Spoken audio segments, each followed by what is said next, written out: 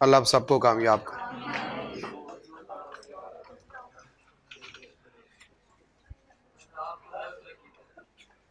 काफी है। कितना आगे, अकेला खड़ा हूं उधर, रिक्शा करा के वापस आओ। कितना आगे, ठीक है यार, अल्लाह का शुक्र, अल्हम्दुलिल्लाह, ठीक है, रीजनेबल कमा रहे हैं, ओके ठीक है, ओके, सेटिस्फेक्शन किसी की नहीं होती, लेकिन हाँ ठीक है, ओके, जो बाकी मतलब है उनसे बेहतर है। आज नहीं, हाँ, मांगने वाली आदत ना गई तेरी, अल्लाह से मांगना चाहिए, अल्लाह से मांगना चाहिए, मांगना ना शुरू कर। जी, अच्छा, मैं समझा कोई मांगने की बात कर रहे हैं। अच्छा जी, मांग, ओ सॉरी, पूछें। जी जी, पूछे पूछे पूछे, ठीक है। जी जी, होगा, होगी, लॉसेस की बात भी होगी, टैक्स क्रेडिट्स की बात भी हो, और कौन सी बात होनी चाहिए?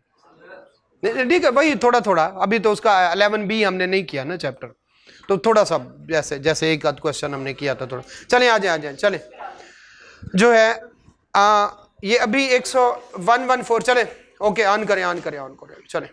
Power to enforce filing of return, लोग फिर भी रिटर्न फाइल नहीं कर रहे थे, कमिश्नर के पास पावर थी, ये हमने पढ़ा था, बैंक अकाउंट, बैंक अकाउंट से नीचे मैंने आपको आगे वेल्थ स्टेटमेंट पढ़ा दिया था, एक दो चीजें रह गई, ये पढ़ा। पावर टू इन्फोर्स कौन से वाला, फाइलिंग ऑफ रिटर्न्स, उन्होंने फिर ये 100 जो है 114B सेक्शन है, ये बड़ा सख्त है और इस पे इंतहाई तेजी से अमल हो रहा है। उन्होंने कहा है जो रिटर्न फाइल नहीं करता उसको पहले नोटिस भेजो, और अगर वो रिप्लाई नहीं करता, और एक तो रिटर्न का टाइम गुजर गया है, आपने उनको नोटिस भी भेज दिया है, फिर भी वो आपकी बात पे अमल नहीं करता, उस बंदे की मोबाइल सिम बंद कर दो। ये आपने सुना होगा कि FBR वाले मोबाइल्स की जो है वो सिम बंद कर। दूसरा, अगला स्टेप क्या होगा, इलेक्ट्रिसिटी और गैस कनेक्शन वो कर दे, एंड सो ऑन। उनके जी टैक्स ना पे करने, रिटर्न ना फाइल करने की पादाश में, ठीक है, कि भाई आप ये नहीं कर रहे, आप जुर्माने के तौर पर। और फिर उन्होंने कहा अभी जो मजीद आने लगा है जल्दी जल्दी पास कर लो, इसी सेक्शन उन्होंने और चीज़ें ऐड करने शुरू कर दी हैं कि उसको प्रॉपर्टी ट्रांसफ़र ना कर सके, जब तक रिटर्न ना फाइल कर दे अपनी प्रॉपर्टी ट्रांसफ़र ना। एक और जो है वो ज़ेर गौर है कि उसके ना जो है ये बैरून मुल्क जो है सफ़र पे पाबंदी लगा दे, वो कहीं जा ही ना सके, ठीक है, सिवाय हज उम्रा के, ठीक है। तो ये इस तरह की चीज़ें आ रही हैं। खैर अभी जो है ये 3-4 सजाएं, बोर्ड हैज़ पावर, जी जी, वो यार करानी पड़ेगी, अब तो कोई चक्कर नहीं है, क्योंकि अभी रिसेंटली एक ब्रांच ओपन करनी है दुबई में, तो जाना पड़ेगा, और अगर ये हुआ तो एंड टाइम पे प्रॉब्लम हो जाएगा, तो अब फाइल करनी पड़ेगी। तो मेरा जो है सारी करवा दी हैं, बस हो गई हैं, मैंने एक रिव्यू करना है और आज कल में सबमिट हो जाएंगे। जी जी जी जी। क्या दवा,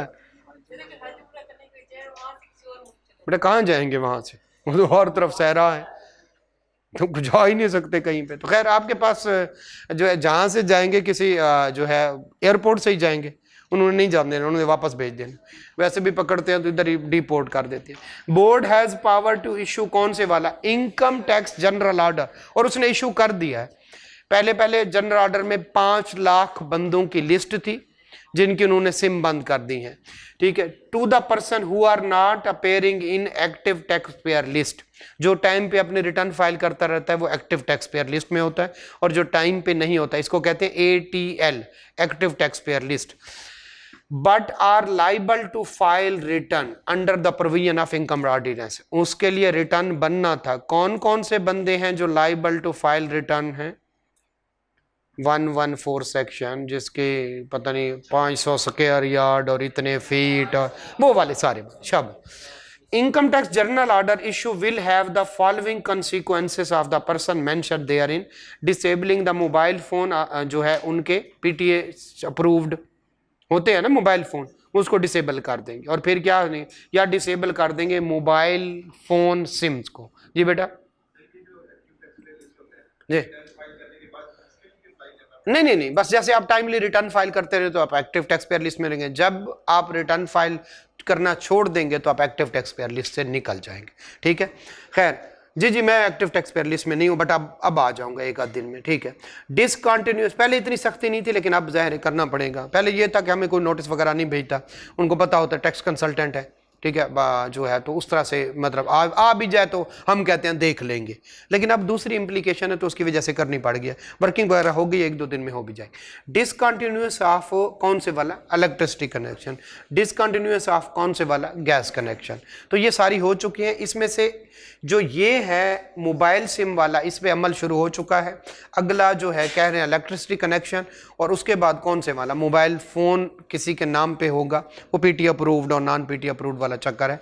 तो वो मोबाइल फ़ोन, मोबाइल सिम से पता चलेगा कि कौन सा फ़ोन यूज़ कर, हाँ EMI पता नहीं EMI नंबर कौन से वाला, वहाँ से पता चलेगा, तो वहाँ से जनाब वो उस फ़ोन को भी डिसेबल कर सकते हैं। जी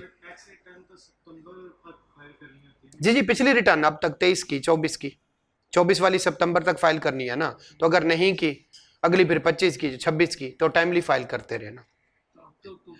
नहीं, अक्टूबर चल रहा है, डेट एक्सटेंड हो गई थी ना, पूरा अक्टूबर, पहले 15 दिन बढ़ाई, 15 मजीद दिन बढ़े, तो हमारे पास टाइम है 30 अक्टूबर तक, आज 25 है, 5-6 दिन रह गए। जी चलें आगे चलते हैं। बोर्ड द, और कौन से वाला? Commissioner having jurisdiction over the person mention in income tax journal order, जो भी है, मुल्तान का मुल्तान वाले को देखेगा, लाहौर वाला लाहौर के देगा।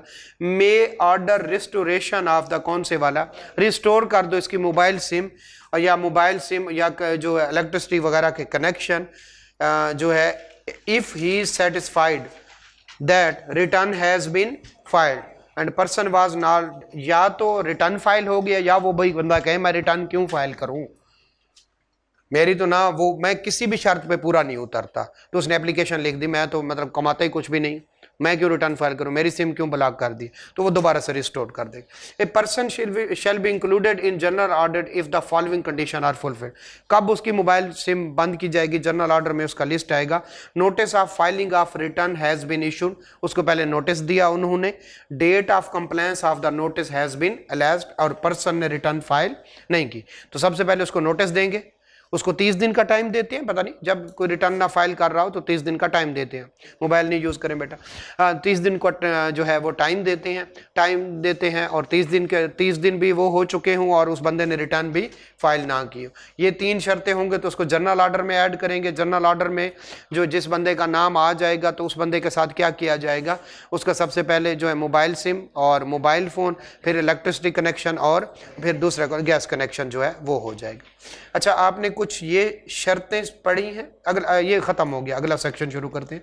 आपने कुछ शर्तें पढ़ी होंगी, एक कि जिसकी 500 स्क्वायर यार्ड प्रॉपर्टी हो, या उसका फ्लैट हो रेटिंग एरिया में, या उसकी इमोल प्रॉपर्टी रेटिंग एरिया में हो, कौन से वाली? जो है 500, ठीक है, और इसके अलावा मोटर व्हीकल हो, कौन से वाली? 1000 सीसी। इनको एक दफ़ा फिर से पढ़ लें जल्दी से, फिर मैं आपको बताता हूँ। जिनकी ये शर्तें, कोई एक शर्त भी पूरी हो तो उस बंदे ने रिटर्न फाइल करनी है। नंबर 1 कौन से वाला? प्रॉपर्टी है और वो 500 स्क्वायर यार्ड्स की है, या उसका इन 3 जगहों में से किसी पे फ्लैट है, या उसके रेटिंग एरिया में प्रॉपर्टी है 500 स्क्वायर यार्ड्स की, या फिर कौन से वाला? रेटिंग एरिया में उसका फ्लैट है और 200 स्क्वायर फीट का है, और फिर मोटर व्हीकल है 1000 सीसी। ये 4-5 जो शर्तें हैं, इनकी वजह से अगर रिटर्न फाइल करनी, और कोई नहीं, 4 लाख से इनकम ज्यादा ना हो, 4 लाख से इनकम ज्यादा ना हो, बिजनेस इनकम, कंपनी ना हो, वो और कौन कौन, नॉन प्रॉफिट ऑर्गेनाइजेशन ना हो, वो बाकी शर्तें ना हो, अगर इनकी वजह से रिटर्न फाइल करनी पड़ रही है और वो बेवा है, तो वो रिटर्न फाइल ना करे। यानी अगर उसकी प्रॉपर्टी है, समझ लें 2-3 कनाल, तो है भी रेटिंग एरिया में, या जो भी है, इनमें से शर्त पूरी हो रही है, तो इस वजह से उसके लिए हार्डशिप्स है, ज़ाहिर रिटर्न फाइल करनी है तो थोड़ा बहुत खर्चा होता है, आपको कंसल्टेंट को पैसे देने पड़ते हैं, सो ऑन। तो अगर वो विडो है तो उसके लिए ज़रूरी नहीं है, लेकिन हाँ अगर उसकी इनकम 12 लाख है फिर उसने रिटर्न फाइल करनी है, ठीक है। या फिर क्या है, ऑर्फन है, लेकिन ऑर्फन के लिए ये ना 85 साल का हो, कहीं मैं यतीम हूँ, अच्छा 25 साल से कम हो, ठीक है, हाँ ठीक है, हाँ तो भाई तू यतीम ही होने, अब तेरे माँ बाप कहाँ से आएंगे, तो खुद अब जाने वाले। तो जो है 25 साल से कम का यतीम हो, ऑर्फन या डिसेबल पर्सन हो, ठीक है, आप सारे रिटर्न से बच गए। नॉन रेजिडेंट पर्सन, ठीक है, नॉन दिमागी कमजोरी भी तो हो सकती, नॉन रेजिडेंट पर्सन हो तो इन वजूहात की वजह से, मैं तो फंस गया अब कर रहा हूँ, इन वजूहात की वजह से क्या है, आप रिटर्न फाइल ना करें। लेकिन अगर कोई और हो गई तो फिर रिटर्न फाइल करना पड़े। तो ये 4 बंदों को क्या लगा लें, विडो है, ऑर्फन, अंडर द एज कितना 25 ईयर, डिसेबल पर्सन और नॉन रेजिडेंट। अगर इन वजह से, सिर्फ इन वजह से रिटर्न फाइल करना बनती है तो वो ना करें। चले आए हम आके प्रैक्टिस करते हैं, जरा देखिएगा। हम रिक्वायरमेंट को वो कर देते हैं, आपने नोट्स पे नहीं देखना बल्कि अपना नॉलेज को क्या करना, ठीक है, टेस्ट करना। आ जाए जरा, ठीक है, आ जाए जरा देखते हैं। मिस आमना है, विडो है और उन्होंने इंफॉर्मेशन दी है 2024 के लिए। वो कहती है टैक्सेबल इनकम 8 लाख है और मेरे पास गाड़ी है जो 1000 सीसी से ज्यादा है, रिटर्न फाइल नहीं करेंगी। क्यों यार, गाड़ी पे तो नहीं बनता, लेकिन 4 लाख से ज्यादा इनकम है ना, तो she is required to file, ठीक है, रिटर्न। बिकॉज किसकी वजह से, क्योंकि चलो इस वजह से तो बच गई, सिर्फ गाड़ी की वजह से। अगर सिर्फ गाड़ी नहीं है बल्कि उसकी, अगर उसकी इनकम होती 2 लाख तो फिर रिटर्न फाइल ना करती। चले ये वाला क्लियर है, शी इज रिक्वायर्ड। आगे चले, मिस शबनम है, ठीक है, विडो हैं और उनकी ये सारी बेवाएं इकट्ठी। अच्छा, टैक्सेबल इनकम कितनी है उसकी, 2,50,000, उनके पास क्या है 1300 सीसी गाड़ी है, तो गाड़ी की वजह से रिटर्न नहीं फाइल करनी, क्योंकि 2.5 लाख पे उनकी रिटर्न फाइल करना नहीं बन। मिस इरम है और 2023 की अपना कुछ वो बता रही हैं कि 2,80,000 रुपए है और मैं रेजिडेंट मेंबर हूं चैम्बर ऑफ कॉमर्स। होगी क्यों, क्योंकि इसकी वजह से नहीं बनती, लेकिन चैम्बर ऑफ कॉमर्स वाले ने क्या करना है, जो रिटर्न फाइल करनी, तो she is required to file the return. Clear हो गया। वेल स्टेटमेंट हमने पढ़ लिया था, आगे चल जी। 1300 सीसी तो इधर लिखा गया है ना कि जो 1000 सीसी से ज्यादा वालों ने रिटर्न फाइल करनी, मोर जी ज्यादा है। वो कहते हैं कि समझे नहीं ना आप, इन शर्तों की वजह से इनको रिटर्न नहीं फाइल करनी। सिर्फ अगर गाड़ी उसकी 1300 सीसी हो तो उसने रिटर्न फाइल नहीं करनी, वो एग्जम्पशन। चलें आज नहीं जी, ये न्यूमेरिकल है, बाद में करेंगे। Foreign income and asset statement. अगर आपकी फॉरेन इनकम $10,000 से ज्यादा है या आपके फॉरेन एसेट $1,00,000 से ज्यादा है तो आप रिटर्न भी फाइल करेंगे, वेल स्टेटमेंट भी फाइल करेंगे और साथ में फॉरेन इनकम और 116A, पहले भी हम इसका जिक्र कर रहे थे, फॉरेन इनकम और वेल स्टेटमेंट, फॉरेन इनकम और एसेट स्टेटमेंट भी फाइल करेंगे। एक रेजिडेंट बंदा है, कौन है, रेजिडेंट, उसकी ना सिर्फ पाकिस्तान सोर्स इनकम बल्कि फॉरेन सोर्स इनकम, उसने इनकम दिखानी। अगर उसके बाहर थोड़े बहुत एसेट है तो वो पाकिस्तान की रिटर्न फाइल करे, साथ में अपनी क्या करे, वेल्थ स्टेटमेंट 116 वाली। लेकिन अगर उसके एसेट्स $1,00,000, फॉरेन एसेट $1,00,000 से ज्यादा है या उसकी इनकम सालाना कितनी $10,000 से ज्यादा है तो वो रिटर्न भी फाइल करे, वेल स्टेटमेंट भी फाइल करे और फॉरेन एसेट्स और इनकम की स्टेटमेंट भी फाइल करे। उस स्टेटमेंट में क्या होगा, एसेट होंगे, एक्सपेंस होंगे, इनकम होंगी और कोई रिकॉन्सिलेशन टाइप होगी और क्या होगा, जरा पढ़ते हैं। एवरी रेजिडेंट, कौन से वाला बंदा, रेजिडेंट। और रेजिडेंट का तो आपको नहीं बताना ना कि आप क्या बला पता है, रेजिडेंट इंडिविजुअल, रेजिडेंट इंडिविजुअल कौन से वाला, वही 3 शर्तों वाला। चले ओके, जिसकी फॉरेन इनकम इक्वल और ग्रेटर देन कौन से वाली, 1000 US dollar, sorry 10,000 US dollar. Okay, पहले मैं 1000 बता रहा था पहले या 10,000, 10,000 ही बता रहा, ठीक है। Okay, having foreign asset the value equal और ग्रेटर देन कौन से वाला, एसेट हूं तो 1,00,000 डॉलर, और अगर इनकम हो तो किसके, 10,000 यूनाइटेड स्टेट डॉलर के हैं, तो शेल फर्निश्ड, और इससे कम वाले फाइल नहीं करें, ज्यादा वाले। शेल फर्निश्ड कौन से वाली, foreign income and asset statement. अच्छा, ये चीजें ना सिर्फ पेपर के लिए नहीं है।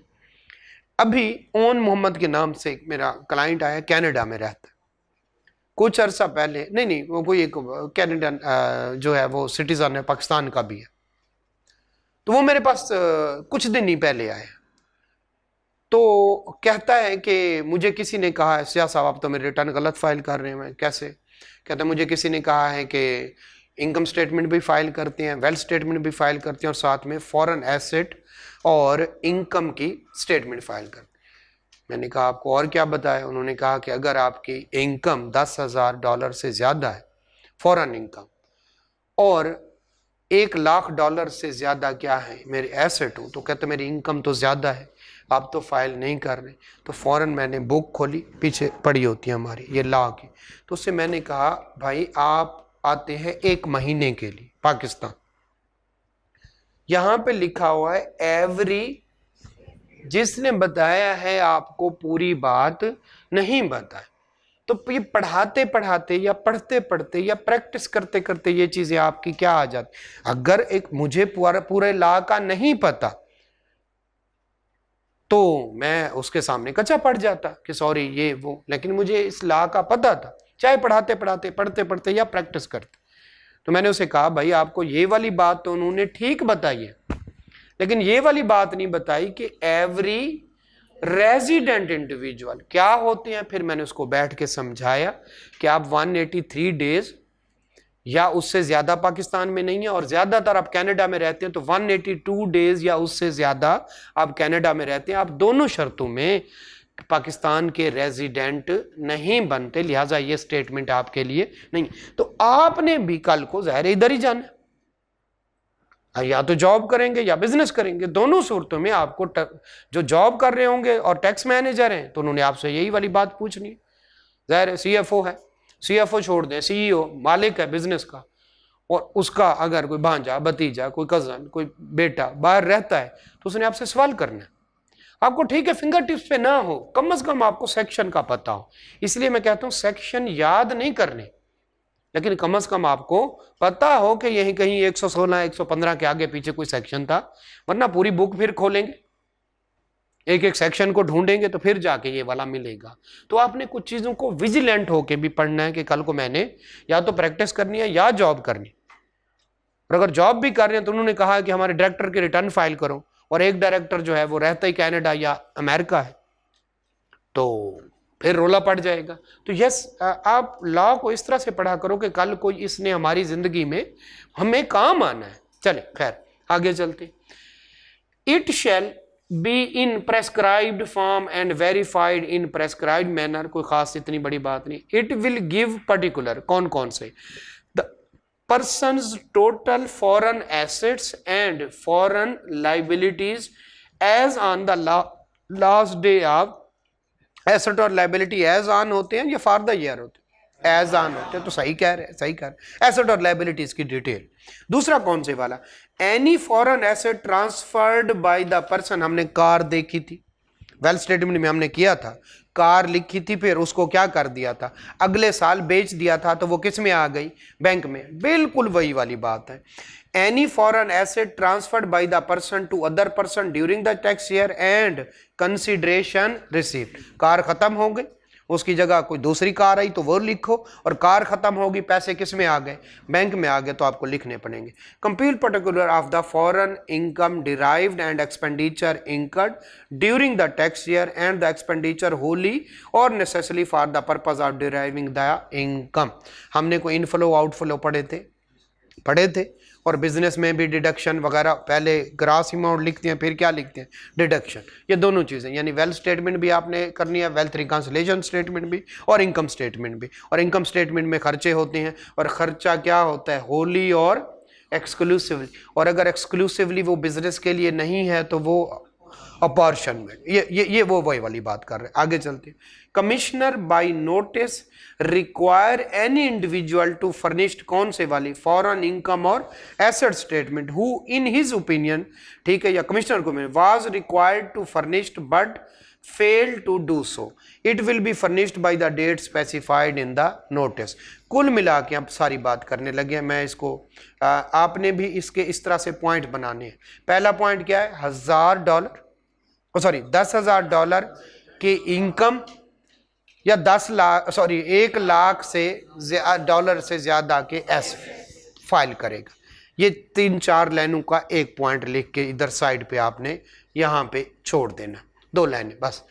दूसरे बात पे कौन है, एसेट और लायबिलिटीज बताए, कोई ट्रांसफर है एसेट वो बताए, और तीसरा क्या, इनकम और एक्सपेंस बताए। ये बातें आपके लिए, बाकी सारा लिखे ना लिखे, ये मोटी बात आपने या तो उसको अंडरलाइन कर दें जो बात लिखी है, कौन से बात, फॉरेन एसेट और लायबिलिटीज, फॉरेन एसेट ट्रांसफर और कंसिडरेशन, ये बातें आप लिखेंगे। और इसमें कौन से वाली, complete particular of foreign income, और कौन से वाला आगे जो है, कौन से वाला, एक्सपेंडिचर। ये 2-3 बातें आपको याद करनी पड़ेगी। और आखिर पे क्या, अगर किसी को, कमिश्नर को लगता है कि इसको फॉरेन स्टेटमेंट फाइल करनी चाहिए थी, उसने नहीं की, तो वो उसको नोटिस दे के कह सकता है कि स्टेटमेंट फाइल। 4 बातें, औखा सेक्शन अजीब सा है तो हम इसको 4 बातों में, पहला कौन फाइल करेगा, उसमें क्या क्या होगा, और अगर कोई फाइल नहीं करता तो उसको कमिश्नर। तो इस तरह से, इस तरह के जो बोरिंग सेक्शन होते हैं आपने उनसे इस तरह से निपटना। उसको 3 से 4 दफा पढ़े, वो खुद ही डिवाइड हो जाता है, चीजों में बढ़ जाता है। अब 3 बातें हो गई, एक ये वाली बात, एक ये वाली बात, और एक ये वाली बात। इन 3 बातों का साइड पे पॉइंट बना के लिख लो। जब रिवाइज करेंगे, देखें ये बातें बड़ी अजीब सी और बोरिंग सी हैं, तो इनके 3 पॉइंट होंगे, जहन में होगा। अब जब भी आएगी फॉरेन स्टेटमेंट, आपके जहन में 2 बातें, तीसरी नहीं आई तो एक दफा आके पढ़ लें, और अगर तीनों आ रही हैं तो ओके, आप क्वेश्चन कर लेंगे, और इसमें से क्वेश्चन आया सही उसको रिप्रोड्यूस भी कर लें। चलें आगे चलते। जिस बंदे ने बिजनेस बंद करना हो 15 दिन के अंदर अंदर किसको बताए, कमिश्नर को बताए। अगर ना बताया तो कमिश्नर उसको नोटिस इश्यू कर सकता है। कमिश्नर कहेगा भाई से, जरा देखिएगा, तवज्जो दीजिएगा, कितने दिन के अंदर अंदर, जैसे ही बिजनेस बंद हुआ 15 दिन के अंदर अंदर उसने क्या करना है।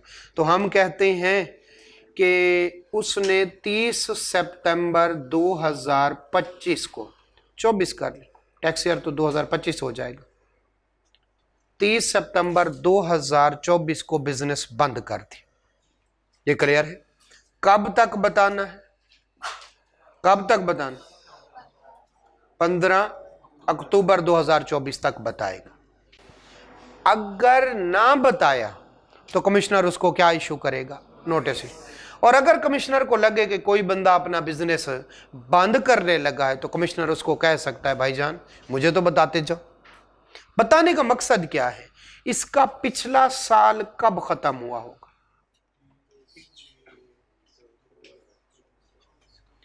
अगला साल कब खत्म होता, 30/6/2025 को। ये तो छोड़ के जाने लगा है तो भाईजान जुलाई, अगस्त और सितंबर की एक छोटी सी रिटर्न ही फाइल करते जाओ। क्लियर हो गया।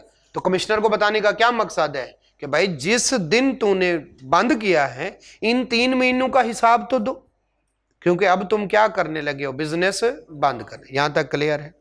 किसी बंदे ने बिजनेस बंद करना है तो 15 दिन के अंदर अंदर कमिश्नर को बताना, और अगर ना बताया तो कमिश्नर खुद उसको बताएगा कि भाई तो बिजनेस, अगर किसी को कमिश्नर को लगे कि कोई बंदा बिजनेस बंद करने लगा है तो कमिश्नर उसको खुद भी कह सकता है कि भाई इन 3 महीनों की क्या करो, रिटर्न फाइल करो।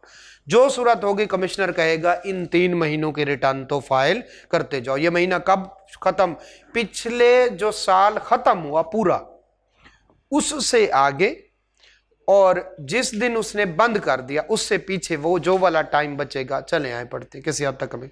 अ person discontinuing the business shall give क्या commissioner a notice within 15 day of कौन से वर्ड, द पर्सन डिसकंटिन्यूज का business shall himself or being required by the, या खुद या कमिश्नर के कहने पे furnished return, the period of return will start from the first day of the tax year of discontinuous।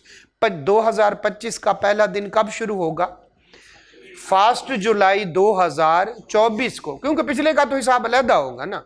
And will and on the day of discount, कब खत्म कर दिया, 30 सितंबर को। 30 सितंबर को बिजनेस खत्म कर दिया तो okay. This period shall be treated as a separate tax year. तो एक और टैक्स ईयर भी आ गया, एक था नॉर्मल, एक स्पेशल, एक ट्रांजिशनल टाइप कोई चीज लग गई छोटी। ओके, ये एक क्वेश्चन आ गया कि भाई फलां दिन को गया था और फलां, ये क्वेश्चन आपने कर लेना। What powers are available to the commissioner in respect of person who has not given the notice of discontinuance of business? क्या करेगा? If a taxpayer does not give notice of discontinuance, commissioner has ground to believe that business has been and person the taxpayer is likely to discontinue the business, या तो discontinue हो चुका है या क्या करने लगा है, इसके इरादे नहीं लग रहे business. He may serve a notice to furnished return. Commissioner will notify the period for which the return is 2 महीने, 3 महीने, 4 महीने की return file. What is the status of return furnished by the person who has discontinued? The return will be treated as a deemed assessed. Deemed assessed. Self assessment सुना था, जब बंदा अपनी return file खुद करता है, तो ये भी वही वाला, इसके साथ लिखें स्लैश करके।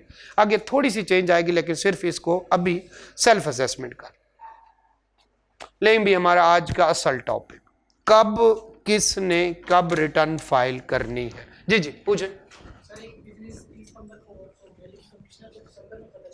दिसंबर में पता चला, उसको नोटिस देगा, भाईजान तूने बिजनेस बंद कर दिया था, मुझे तो नहीं बताया। वो कहेगा सॉरी गलती होगी, गलती नहीं हो गई, वो कहेगा जुलाई अगस्त सितंबर की रिटर्न करो।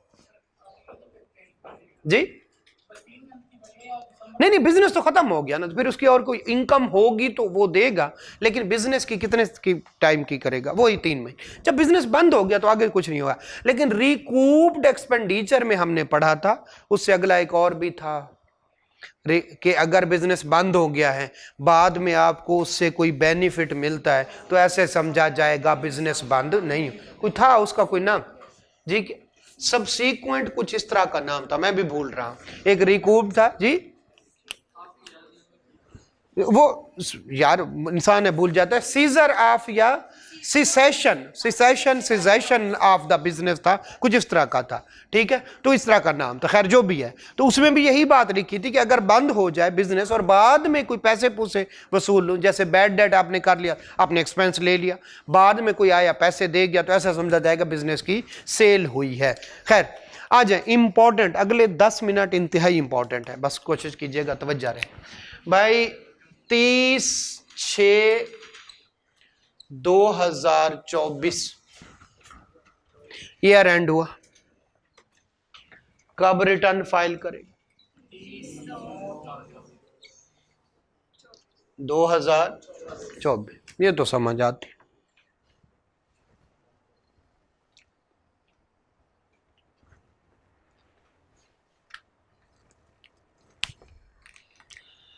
कंपनी 30/6/2024 को खत्म। ये है इंडिविजुअल और एओपी। क्या है? इंडिविजुअल और एओपी। कंपनी अगर 30/6/2024 को ईयर एंड हुआ, वो करेगी 31/12/2024 को।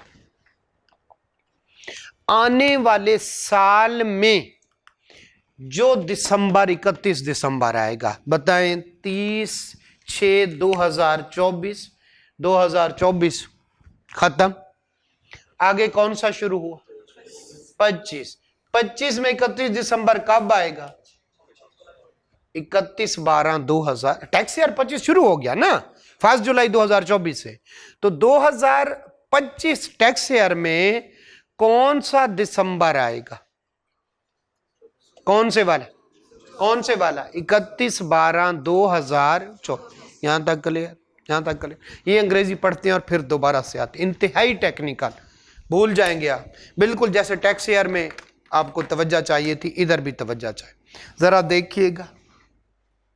अच्छा, ये 30 जून को खत्म हो, मई में खत्म हो, अप्रैल में खत्म हो, ये भी तो स्पेशल टैक्स ईयर भी तो होते हैं स्पेशल, यानी जनवरी से लेकर 30 जून तक जिसका ईयर एंड हो वो कब अपनी रिटर्न फाइल करेगा, आने वाले साल में 31 दिसंबर, आने वाला साल कब है, ठीक है। अच्छा ये बताएं 31 मार्च 2024 को ईयर एंड हो, तब भी 31/12/2000, तो 1 जनवरी, यूं कह लें 1 जनवरी 2024 से लेकर 30/6/2024 तक जिसका ईयर एंड होगा, कंपनी की बात कर रहा हूं, वो कब रिटर्न फाइल करेगा, नेक्स्ट ईयर का जो 31 दिसंबर आएगा, और नेक्स्ट ईयर कौन सा है 2025। आए क्या यही बात लिखी हुई है, हम पढ़ते हैं। If the tax year ends between, कौन से वाला, जनवरी 1 टू, और हम 24 को बेंचमार्क बना के बैठे हैं, 1 जनवरी हो, 1 फरवरी हो, 28 फरवरी हो, ये कितने तक चलेगा 30 जून तक, ऑन आर बिफोर कौन से वाला 31 दिसंबर तक करनी है, next following the end of the, अब ये बताएं 31/3/2024 कौन सा टैक्स ईयर में फाल कर रहा, 2000, कब रिटर्न फाइल करेंगे, ऑन और बिफोर कौन से वाला 31 December next following the end of, ये जब टैक्स ईयर खत्म होगा इसके बाद जो आएगा वो कौन सा है 25 के कौन से वाले 31 दिसंबर तक, क्लियर है। अब अगली बात सुने, अगले 6 महीने कौन से आने हैं, इंतहाई टेक्निकल, मैं फिर से 1/7/2024 से लेकर कितने तक जो है 31/12/2024, इसकी रिटर्न कब फाइल होगी, पढ़ें जरा। If the tax year ends between कौन से वाला 1 जुलाई 1 टू 31 दिसंबर, ऑन और बिफोर, अब ये बताएं ये वाला हिस्सा किस टैक्स ईयर में घुस गया 25 में, समझ रहे हैं, ये वाला हिस्सा किस में घुस गया 25 में। अब जरा सुने, ऑन और बिफोर क्या कह रहा है, ऑन और before 30 September next following the end of tax year. अब 25 कब खत्म होगा, उसके बाद सितंबर कौन सा आएगा 30/9/2025 को टैक्स ईयर 2026, यार 25 खत्म होगा तो 26, क्लियर हो गया। तो ये टेक्निकल है, इंतहाई टेक्निकल बात लिखी। तो मैं इसको बार बार कह रहा हूं कि जो है आपने इसको किस तरह से लेना, इस तरह से लेना है कि जनाब दोबारा से फर्स्ट आपने 2024 को क्या बना लेना है बेंचमार्क। अगर 1 जनवरी 2024 से 30 जून 2024 तक ईयर एंड होता है तो किस साल में फॉल कर गया? 2024 में। इसके बाद कौन सा आएगा? ये देखिए, तो फिर ऑन और बिफोर कौन से वाला? 31 December next following the end of वो साल। ये साल कौन सा है? 24। तो 31/12/25,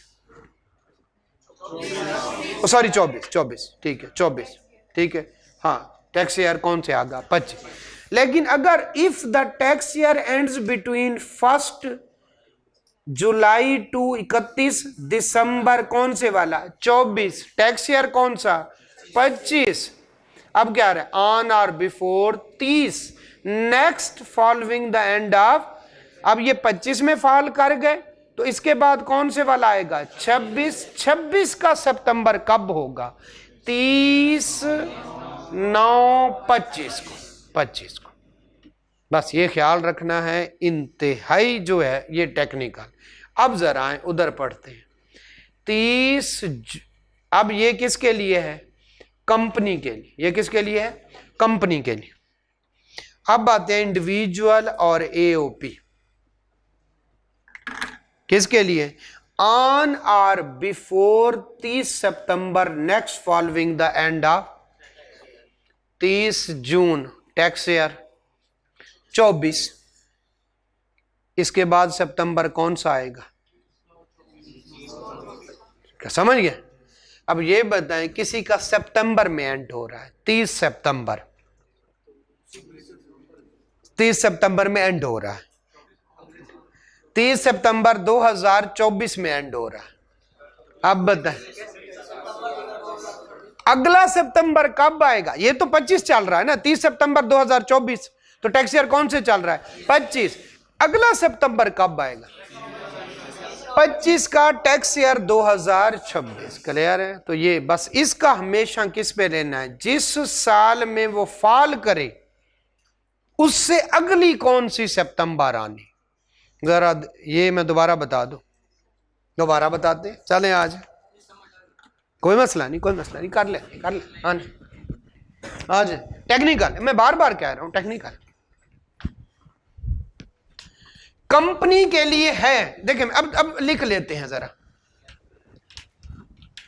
कंपनी और इंडिविजुअल के लिए लिख लेते हैं, फिर हम प्रैक्टिस कर लेंगे। आइए जरा, कंपनी के लिए है अगर तो 1/1/24 से लेकर 30/6/24, तो इसके लिए यानी 30 जून तक अगले साल की 31 दिसंबर, तो ये 30/6 को खत्म हुआ, अगला साल 25 शुरू हुआ, उसमें 2004। क्लियर है? ये तो ठीक है। अब इसके बाद जो होगा कौन से वाली? जो जनवरी से जून तक हूं तो आने वाले साल की 31 दिसंबर, और जो जुलाई 1 से लेकर 31 दिसंबर तक किसी का ईयर एंड हो, ठीक है, तो जो आने वाले साल का सितंबर होगा, इसमें कहते हैं आने वाले साल का दिसंबर टैक्स ईयर का, और इसमें क्या कहते हैं? आने वाले। अब ये कौन सा चल रहा है? 1 जुलाई 2024 से शुरू हो गया टैक्स ईयर 2000। अब 26 का सितंबर, और 26 कब से शुरू होगा? 1/7/25 से। तो इसका मतलब है ये होगा जो है 1/7/25 से लेकर 30/9/25 तक रिटर्न फाइल कर, या उसकी यूं कह लो 30/9/25 तक कर। ये क्लियर है?